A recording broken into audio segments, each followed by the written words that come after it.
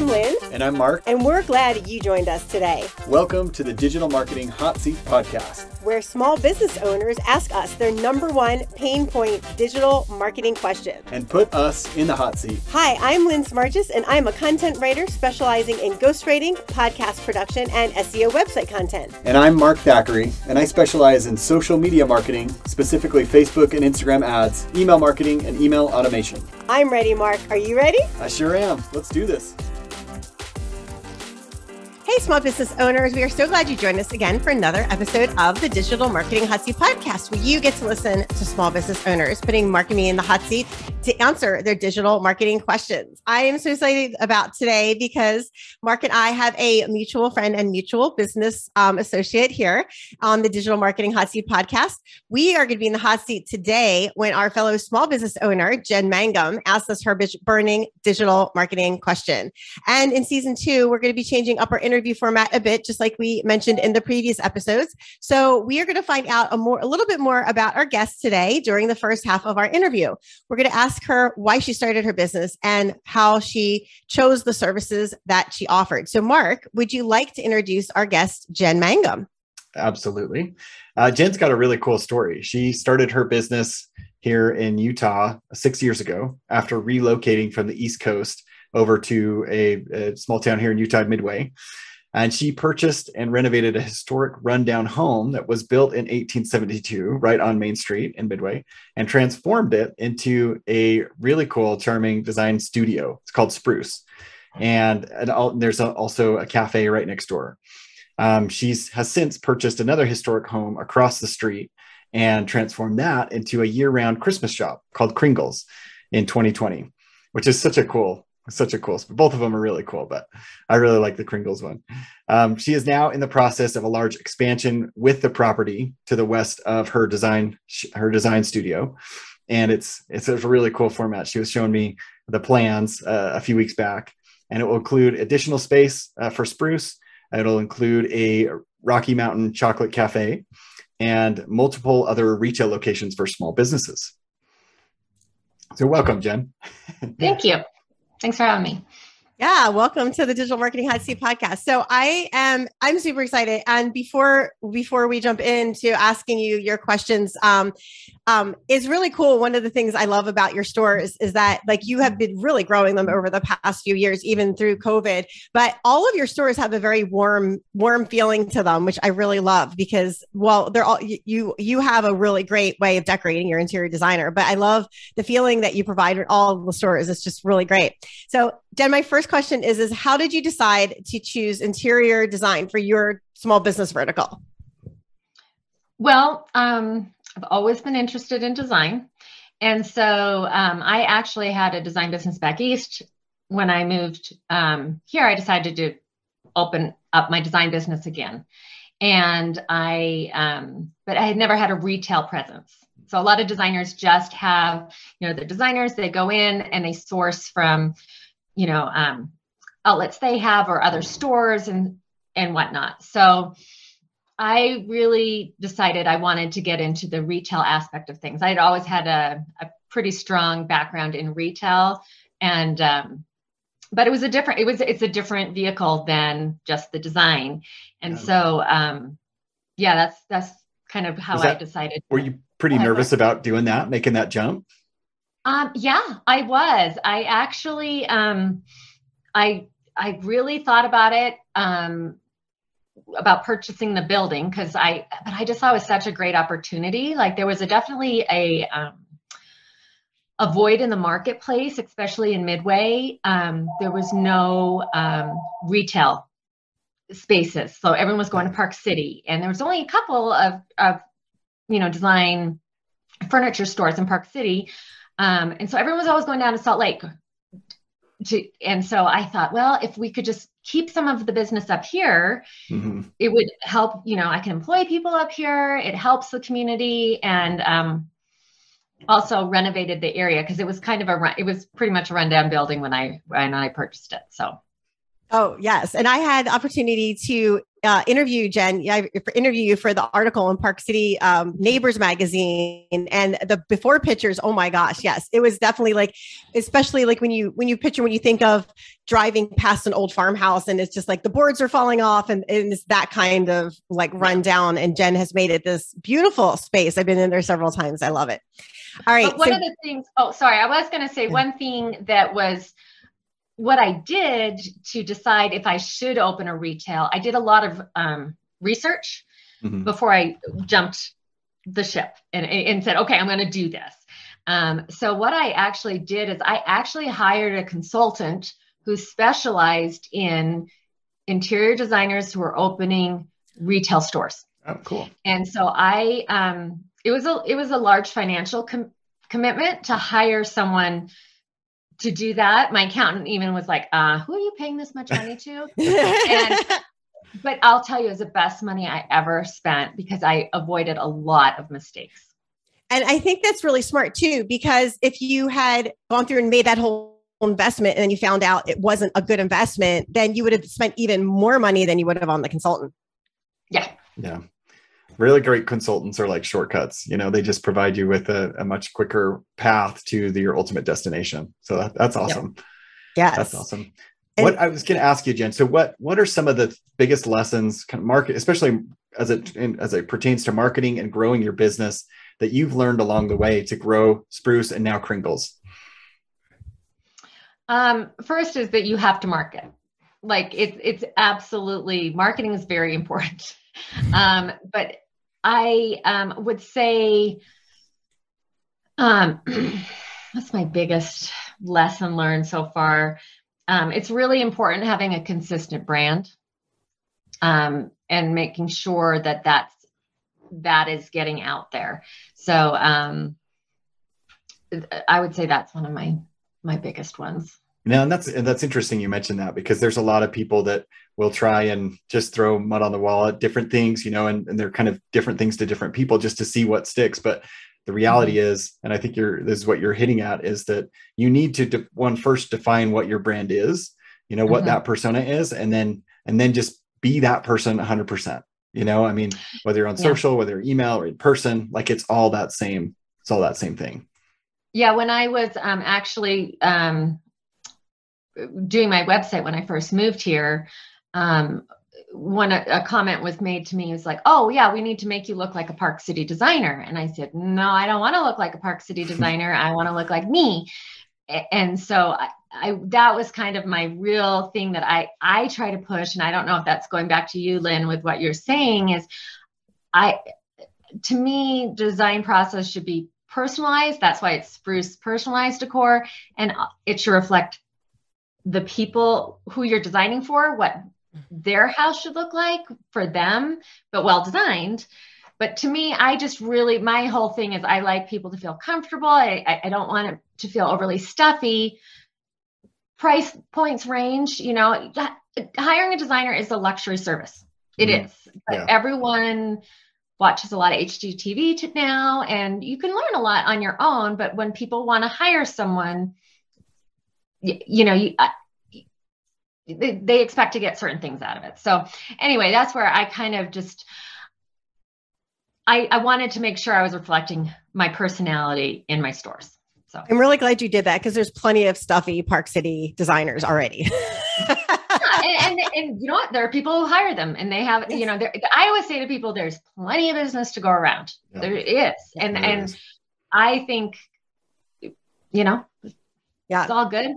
And the Park City designers definitely have a certain style, but I feel like a lot of the Park City designers all look the same. And that's one of the reasons why I really like your business, is because yes, you could design like that if you want to, but I like your business because you have a lot of different styles that you can incorporate into a home. It's not just that one very kind of similar Park City style. Yeah. I think that's awesome. So Jenn, what platforms are you currently using for your digital marketing right now? I know you have a website. And I know you're using Instagram. I have a website, I use Instagram, and I have Facebook. It's not where I want it to be at any three of those. I I've actually spent a bunch of time revamping my website. We were actually about ready to do that. Yeah, Instagram and Facebook are not I'm not at my A game, let's just say, but I'm working on it. Everybody always wants to improve their social. So are you also using an email list right now? Yep, we use email lists. Yeah. Are you using a lead magnet? No. What is a lead magnet? So a lead magnet is a piece of information you give to somebody in exchange for their email address. So it helps to increase your email list. So we'll talk about that one. We'll talk about that one after the show. But yes, lead magnets are a great way to increase your email list. Okay. Awesome. Well, cool. Well, let's pause here, you guys, for a quick commercial break. And when we come back, Jen's going to ask us her digital marketing question, and we will dive into that with some recommendations. Do you need more people visiting your website? Are you looking for higher ranking on Google searches? Or are you frustrated by the ever-changing rules of social media? Mark and I are here to take away the headaches and stress of digital marketing with services such as website content, social media ads, and website SEO. We can provide the digital marketing magic you need to increase the number of people seeing your website and clicking on your business links. Visit our website at www.digitalmarketinghotseat.com and hit us up on our contact page to reserve your complimentary consult. Find out how our marketing team can take the worry and hassle of digital marketing off of your plate and onto ours. Okay, before we jump into the last half of our show, Mark and I want to invite you to subscribe to the Digital Marketing Hot Seat podcast on your favorite podcast player. While you're there subscribing, please rate and review our show and let us know how we're doing, because that will also help other people, other small business owners, to find our show and learn more about digital marketing. Also, you can watch our video podcast on both of our YouTube channels. You can find me at Right For You Content Creation on YouTube, and you can find our video on Mark's website at markthackeray.com. As always, the links mentioned are going to be in the show notes underneath the album cover. So Mark, are you ready for the digital marketing hot seat question? Yes. And Jen, why don't you give us the question you mentioned? We talked about this a little bit before the show, but what would you say is one of your biggest marketing challenges right now? I would say how to know where to spend my marketing dollars. That's always, you have a budget. I do a budget for the year, and I'm never quite sure where to spend the marketing dollars. Well, I'd say I know you have a great website that's well written. Yes, I do. So that's really great. And so, and you have an email list, so that's good. What email platform are you using for your email list? We are using. So I have MailChimp, and then we also. So I use Square for Retail for my stores, and I think my admin has been sending some stuff out through that as well. Square too. Yeah. It has that. Okay. Yeah. Mm-hmm. And so, Mark, would you recommend for Jen to either do one or the other? Or is it okay to be doing both? Because I am on Square, but I'm not familiar with their email marketing services. Yeah, you can certainly do both. And that's not a problem. I mean, as long as you're maintaining consistency, if someone opts out of the Square list, for example, technically it should be carried over to your MailChimp account. Okay. If they're all marketing messages. But you can do both. I think for simplicity's sake, it might be easier to do one, but yeah, I think you're fine just to do both. But that's a great place to start, is email. And that's one thing I always recommend when people are asking this type of question is for me, I look at, there's a couple different ways to grow your business. There's certainly the acquisition of new clients, and that's what most people think of when you're trying to grow a business. Well, if I could just double the amount of clients that I get or that I have, then I double my business. But there's also a couple other ways that are a little bit easier and quite frankly, a lot more profitable. You can also just increase the amount that each client spends with you, and so you increase your average customer value through providing additional services or just repeat purchases. And that all of a sudden, skyrockets your profitability considerably, because you're not spending money on acquisition, which is pretty expensive. Mm-hmm. There's some neat statistics that talk about that, like, it's 7 times more costly to acquire a new client than it is to retain a client or to get a second purchase from an existing client. And so that's usually where I start is, okay, do you have Do you have like a lot of great clients that you've worked with in the past? And do you have something that you could continue to provide to them? Yeah. You know, oh yeah, go ahead. Lynn. No, I say having separate email lists. So like have your current clients on one email list so that you can upsell them, and then having like your current clients and everybody else on a general email list. And so diversifying your email list is a really good place to spend your marketing dollars, because you're really targeting your message to who it is. So that's a really great way to do it. And then consistent emails. So like send them out. If you're sending out once a month, send it out once a month all the time. If you're sending it out twice a month. So just make sure you're consistent with your emails, and that your message in your, whoever it's going to is going to reflect, like is going to answer pain point questions for them. That's always a good, and if you need to have them professionally written too, like, because a lot of people have a hard time just writing them, definitely hire somebody to write them, because that's a really good investment, is any type of really good quality email marketing campaign. Yeah. So I think, for when you're looking at it, again, one of the things that I'll tell clients a lot is just go where your audience is, that's where you should be spending money. And a lot of times that, for me, my recommendation will come down to, I think you probably need to be investing more with your existing clients. If you do feel like there's an opportunity to continue to serve them, to provide additional value to them, then absolutely. Because a lot of it, we kind of take those people for granted, unfortunately. In the acquisition phase, we spend all this time to try and woo them and romance them and come into our business and in our life.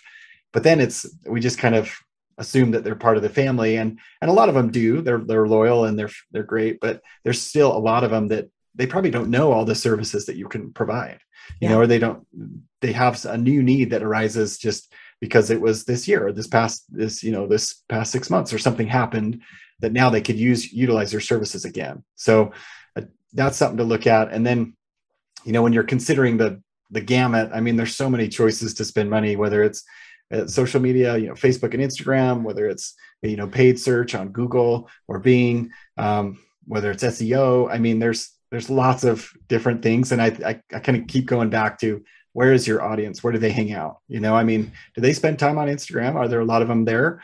Then that was probably a good choice for you. If they're not, if they're more someone that would just, type a Google search in and say, oh, I need an interior designer near me, then that could be a good option too. But these are just recommendations. Then you go out and kind of experiment and see what.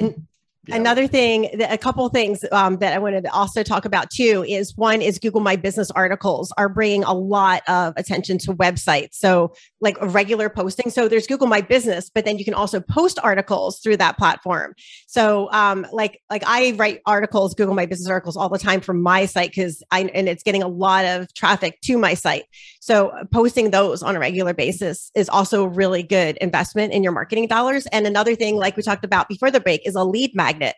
So what a lead magnet is like, you can offer people like, interior design tips for like if you want to refresh your house for spring. And so that would pop up on your website when someone came to visit it. And then they could click that they want to download that little, like a 10-page ebook. And then they would put their name and email in there. And then with the lead magnet, it's connected to your email account. So their email automatically goes into whatever, like if you have a prospective client email list, it will, you can tell it which email list you want that email to go to. And then you automatically have them in your email list. And then from there, you can create a drip campaign, which means once they download that lead magnet, that little ebook or whatever it is that you've created, the drip campaign is like an automatic thing. So it'll send them an automatic email like once every 2 or 3 days saying like, hey, did you know that Spruce Design, just got this new flooring in or this new decking in for your outside? Have you thought about, creating a porch this spring or summer? And so that kind of like follow up, and it automatically does that. So you can write it. You can get a professional to write your email newsletter, your drip campaign, whatever it is. But a drip campaign is really great because it keeps people reminded of who you are, what you do, and also informs them of like your services, or like one of a really great trip campaign I got from a nail polish company I signed up for was teaching you how to use their product. So things like that are really important. Also, another really great investment for your marketing dollars too is creating landing pages. So those are just separate pages you can create through your email marketing company. And then, so like I have ConvertKit, so you can create landing pages and put those links to landing pages in your social media. So you can say like your landing page has a specific message on it. So it's just like a new website page, but it's not actually on your website. So it's actually like a separate kind of like, it's a page that floats in the cloud. But once somebody clicks on that link, they go right to that landing page. And then at the bottom, they can like, click on a link to go back to your website. They can click on your link to get your email, your lead magnet. Yeah, it's just it's like a dedicated space for just one specific thing. Yeah. So that's really great too, because you can funnel more people in through that. And that's a good investment for your marketing dollars as well. Yeah. There's Jen, we can go on. I mean, this is oh, I know, I'm like, okay, I gotta do all this stuff. Yeah. So I always tell people like pick one thing that really appeals to you and start with that first, because there is a ton of things you can do, but like you may not feel like you may want to do all of them, or some of them may not appeal to you. And that's perfectly fine. Like do whatever appeals to you and what you feel you can have a good handle on. And then once you've done that, then pick another item to do and add into your digital marketing campaign. Great. Yeah, exactly. So there's a couple of recommendations, something to chew on, some food for thought. But Jen, before we sign off, I want to give you a chance. People are interested in Spruce or Kringles, where can they go to connect, to either go to the store or either of the stores or connect with you? What's the best way to learn more about what you're up to? Probably the best is I've got so Spruce is spruceyourhome.com, and that's our Instagram and Facebook and website. And then we've got Kringles Midway as well. So that's kind of where you can, if you get a lot of people for Kringles, they want to hear updates and things like that. We do have a way to get on the email list there. We're going to be rolling a lot more things out this year. We're going to have an online presence as well. So, but yeah, everyone loves Christmas year round. It's a fun shop to have. And, I was thinking about it. It's one of the reasons.